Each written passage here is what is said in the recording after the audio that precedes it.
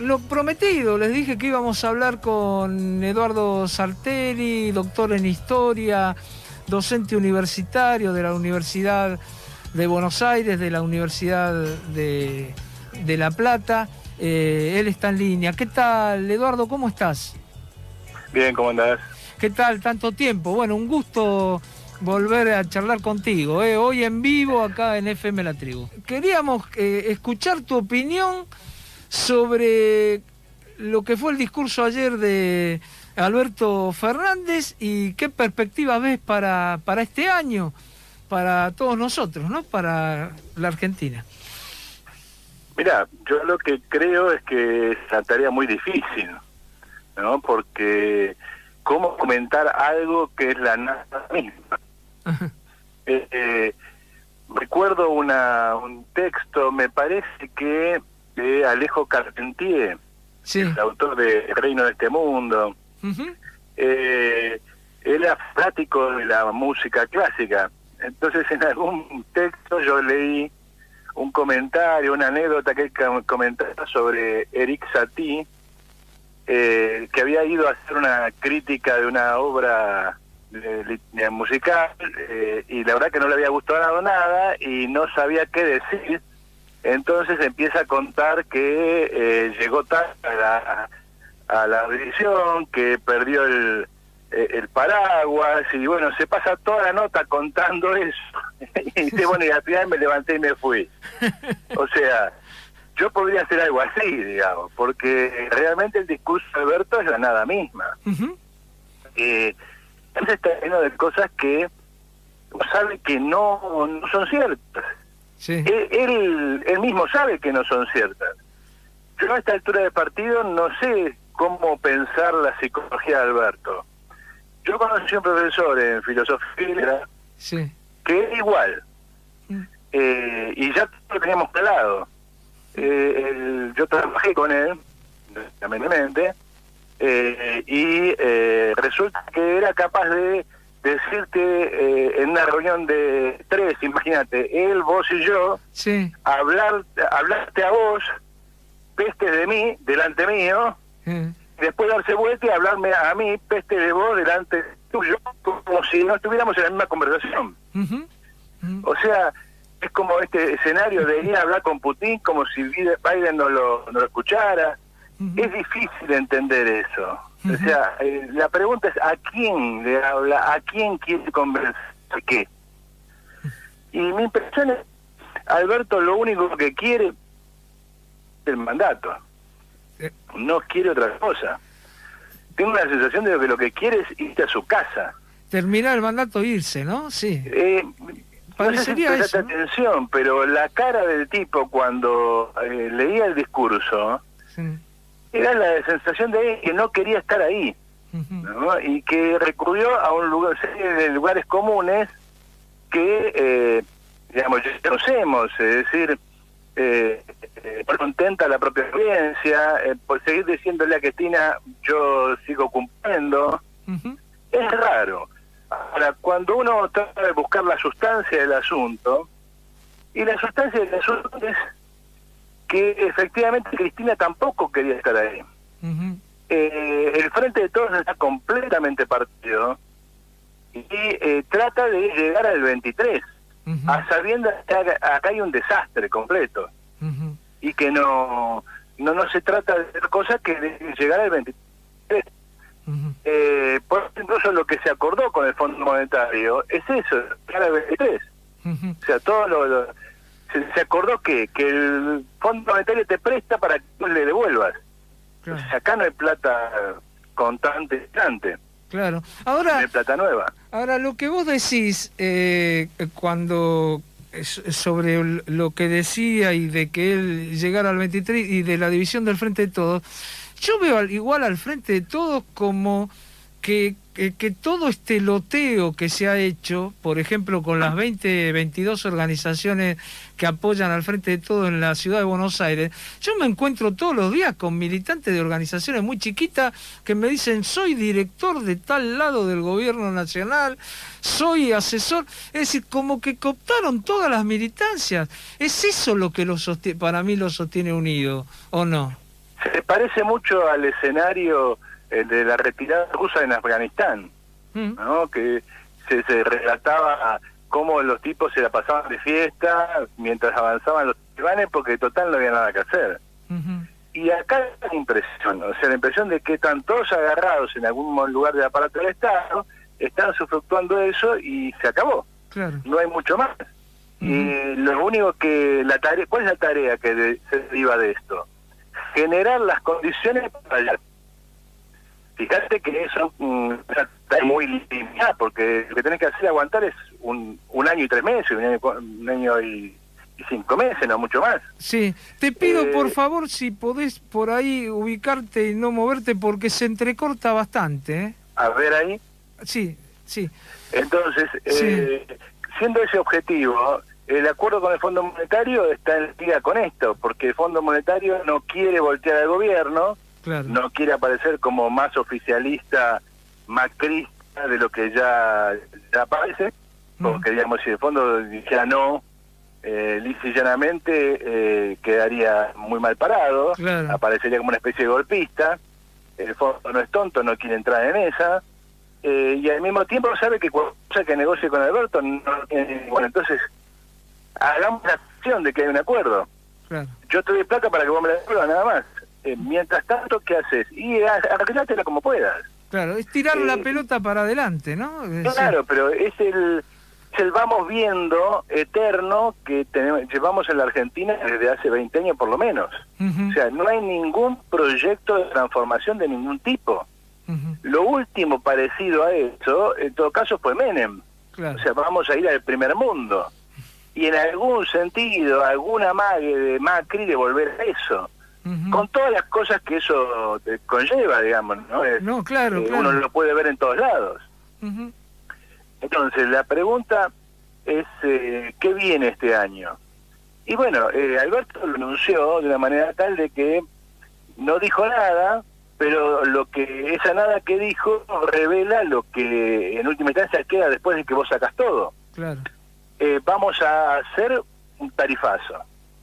Vamos a tratar de hacerlo que no sea tan grande como para que no sea del país, y entonces se está pensando que si los salarios acompañan un poco a la inflación puede ser 50 y algo, 60, vamos a subir las tarifas un 40, 45. Claro. Y vamos a hacer la payasada de la segmentación. Digo la payasada no porque no sea justo, digamos, porque no está bien porque que vos nunca puedas... funcionó eso. No, que además lo que te deja son chileras. Claro. O sea, vos no vas a resolver el problema que tenés con la energía y el resto de los servicios con eso. Entonces, después, ¿qué vas a hacer con la inflación? Nada, la vamos a dejar así, porque estás calculando que eso va a ser más o menos lo mismo que el año pasado.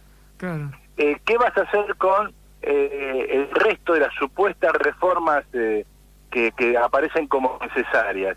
Y las vamos a dejar así.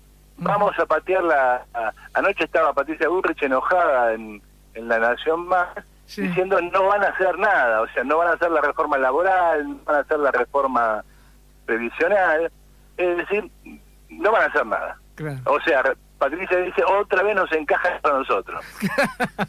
Claro. Entonces, está claro que acá no es la nada misma. Claro. Entonces, un año donde todo lo que le pase a la Argentina no va a depender, como sucede hace mucho tiempo, de algo que se haga en la Argentina. Claro. Lo que va a suceder es un rebote de las condiciones internacionales. Claro, claro. Ahora, Eduardo, vos hablabas de la nada misma y el tema del vamos viendo, que aparte escribiste no hace mucho sobre eso. ¿Vos no creés que ya la inflación es un tema que hasta la incentiva al gobierno porque es la única forma de ajustar y que se note un poco menos? Porque se nota menos, es decir, se nota menos que cuando vos le bajás a una persona directamente el 10%, ponele a los jubilados, hoy vos le bajás el 10%, y se pudre todo, pero le bajaste el 10% porque enero y febrero ya la inflación está alrededor del 10%. ¿Me explico lo que estoy diciendo? Sí, bueno, pero esa es la típica fórmula económica keynesiana. O sea, muchos keynesianos se ofenden porque imaginan a Keynes como una especie de superbigote, o sea, un superhéroe justiciero. Pero Keynes era campeón de la reivindicación de la inflación como método de ajuste. Muy bien decía, nadie le hace una inflación, una huelga de la inflación. Cuando vos realizas un ajuste nominal, y la gente lo siente de forma inmediata. Recordemos López Murphy. Claro. Entonces, la idea es, acá hay un ajuste, claro que hay un ajuste. Eso es muy claro. Yo en un momento lo definí como una especie de 2001 a cuentagotas, o una especie de explosión silenciosa entre la pandemia y lo que vino después. Entonces, acá hay un ajuste brutal. La pregunta es, ¿este ajuste brutal ha corregido las variables? No, claro. Porque hay un elemento que en el 2001 se corregía solo, a saber, la inflación y la devaluación te producía todas transferencias de ingresos que te equilibraban el sistema. Bajaba los salarios, aumentaba las ganancias empresarias, diluía las deudas del Estado, incrementaba el ingreso de Estado por la vía de nominal, es decir, en la medida que los precios son más altos, existe esa ficción de que entra más plata al Estado porque el 21% del IVA se calcula sobre precios superiores. Claro. Lo mismo con la deuda, ibas a un default, una reestructuración y arrancabas de cero. ¿Cuál es el problema aquí y ahora? Que hay algo que no se puede hacer de esa manera. Que hay un elemento en la corrección del déficit del Estado que no se puede hacer de esa manera. Y acá hay un punto duro, difícil, que ya se lo llevó puesto a Macri. Y es el hecho de que en el 2001 vos tenías menos de la mitad de la población estatal que tenés hoy. Claro. Y prácticamente no tenías un sistema de subsidios estatales a gran escala. El mundo de los llamados planes. En cambio ahora tenés una masa enorme de empleados estatales, una masa enorme de jubilados ad hoc, es decir, de gente que fue jubilada sin aportes, y eso no te lo va a diluir nada. Claro. O sea, eso o los echás, o los incorporás a otro sector de la economía, la ilusión macrista de que como la economía privada va a crecer y va a pagar mejores salarios, la gente se va a ir sola. Claro. O que podés hacer alguna reforma jubilatoria que milagrosamente te saque 3 o 4 millones de tipos de sistemas. Pero cualquier reforma jubilatoria, en el mejor de los casos, da resultado a 10 años. Porque bueno, vas a tomar como medida a partir de mañana los que se jubilaron entre el 2015 y el 2022 siguen trabajando. Eso es absurdo. Claro. Entonces, hay una dureza en el ajuste que escapa a la política keynesiana. Es decir, no lo puede hacer el mercado el ajuste. Cuando Macri pide deuda, cuando Cristina rasca la olla para llegar a las elecciones, cuando Alberto no hace nada, ¿qué es lo que está haciendo? Están queriendo escaparle al ajuste nominal. Claro. Y dejar que venga la crisis y la crisis limpie. O sea, que el ajuste lo haga el mercado. El problema es que la crisis del 2001 tiene una novedad que no tiene las crisis anteriores. Y es el hecho de que la reacción de la población afectada por el ajuste, es decir, la rebelión de los perdedores de los 90, impuso una solución que está inscripta en el Estado. Y por lo tanto, si vos querés modificarla, tenés que modificar esa nominalidad. Ahí no hay inflación que valga, no hay ninguna solución de mercado. Entonces, esa es una decisión política que nadie quiere tomar. Claro. Ahora, yo agregaría algo, no sé si vos estás de acuerdo. También cuando vos estás hablando cuando hablamos de deuda, la deuda con el Fondo Monetario son 44.000 millones y Argentina supera los 360.000 millones de dólares, quizás más todavía porque va tomando más deuda con el tema de las LELIQs y todo, va creciendo todos los días. ¿Qué pasa con el resto? Mira, el tema es que con el kirchnerismo sucede algo interesante, sí, que es esa famosa desendeudamiento, en realidad fue un cambio de los tenedores de deuda. claro, O sea, la deuda pasó a ser con tenedores locales en moneda local. claro, El escándalo de los Macri es que Macri vuelve a tomar deuda en moneda dura. claro. Ahora, la ilusión de muchos economistas, sobre todo de muchos economistas, entre comillas, heterodoxos, es la idea de que en la medida en que vos tenés inflación y devaluación, la interna no es igual, Ujú, como está en pesos. claro, Entonces, un buen año de exportación, es una buena tajada a las retenciones de soja y podés pagar tranquilamente deudas devaluadas en pesos. ujú, Es la magnitud del fenómeno. Llega un punto en el cual se te escapa de las manos, esté en pesos, esté en dólares. claro, Conclusión. El núcleo del asunto sigue siendo el mismo. Es decir, acá hay una masa de vida que está pendiente de un proceso de estatización de la reproducción de esa masa de vida que depende de un estado quebrado. Es decir, la economía expulsa masas de población, desocupados, empleados estatales innecesarios, jubilados truchos, o mejor dicho, jubilados anticipados o que no han hecho el recorrido, que se amontonan viviendo de la caridad pública, o sea, del Estado. ujú, Es decir, la Argentina no puede soportar la cantidad de población que tiene. Y cuando vos medís la cantidad de población que tiene, que le sobra, de población sobrante, es espeluznante. O sea, la gente ya le están sobrando 30-40% de la población. ujú, Entonces, acá, la forma en que te estalle, la forma en que se manifiesta el problema, es lo menos importante. Esa es la cotidianeidad. Te puede saltar por la deuda, por la inflación, te puede explotar por un proceso social de crisis, por caída de salario y gente que sale a la calle, quema todo, te puede estallar por cualquier lado. ujú. Ahora, el núcleo del problema sigue siendo el mismo. Y ese núcleo del problema no tiene solución, por tirar la pelota para adelante.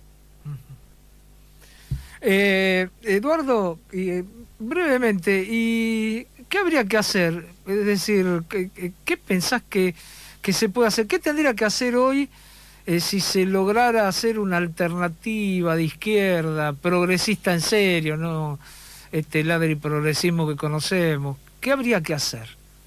Mira, estoy terminando un pequeño librito así de divulgación que se llama Argentina 2050. Ujú, Donde ahí se expone esta idea de que el socialismo argentino es una especie de Corea del Sur más Suecia. ujú, ¿Cuál es el núcleo del asunto? Mira, lo primero que vos tenés que garantizarle a la gente sí, es que el esfuerzo que va a hacer no es inútil y ujú, que tiene algo para defender. Entonces, un movimiento popular, lo primero que tiene que sacar es la desocupación. ujú, ¿Y a qué refiero con la desocupación? Me refiero a tomar a todos los desocupados como empleados del Estado. ujú, Y con toda esa masa de población que todavía es la que ya está en el Estado, ¿no? Reorientar las tareas del Estado en sentido productivo. ujú. Es decir, todos los sectores de los empleados del Estado tienen que poner a trabajar en la planificación productiva de actividades. Se te va la voz, se te va la voz. ¿Cómo es? Sería tomar todos los desocupados en el Estado. A ver. Exactamente, porque lo que hace que la gente entienda que va a ser parte de un proceso de transformación en el cual va a obtener algo. Claro. Entonces, primera cuestión, vamos a resolver el problema de la desocupación. Ujú, Segundo, vamos a resolver el problema de la vivienda. Ujú. Es decir, vamos a iniciar un plan de expropiaciones de tierras periurbanas que garanticen la posibilidad de establecimiento de la masa de la población que vive hacinada y perdida por cualquier lugar. ujú, Esa es la primera cuestión. Así es como conseguimos fuerza social. Ahora eso resuelve el problema económico. ujú. ¿Por qué? Porque el problema económico es el problema de la productividad de Argentina. Entonces vos tenés que ir al aumento acelerado de la productividad.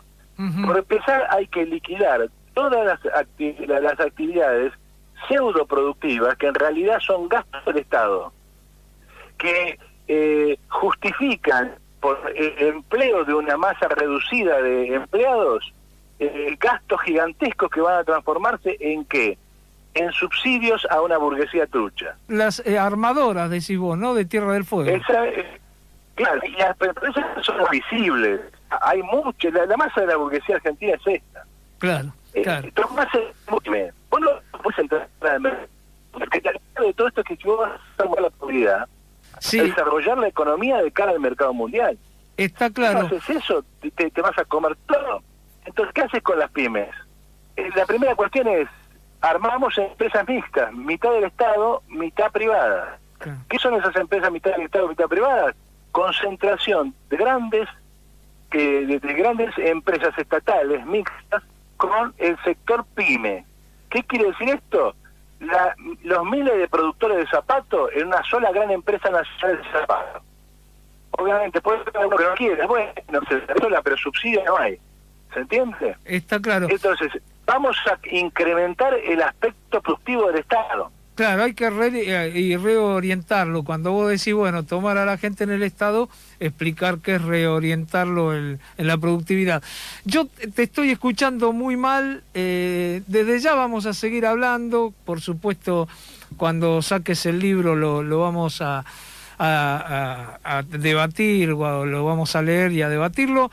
Y yo, bueno, te agradezco, porque también se nos va el tiempo. Te agradezco, Eduardo, y la seguimos otro día, ¿te parece? Dale. Un abrazo grande, como siempre. Un abrazo muchas gracias. También, muchas gracias. Muy amable. Bueno, hablábamos con Eduardo Sartelli, doctor en Historia, miembro del Centro de Estudios e Investigaciones Sociales, docente de la UBA, y a lo último tiró algo interesante, ¿no? Por lo menos interesante. Me quedó eso dando vuelta, ¿no? Hacer algo entre Suecia y Corea del Sur, dijo, y un socialismo argentino. Bueno, alguien que aporta algo para el debate, no solamente críticas, sino también propuestas.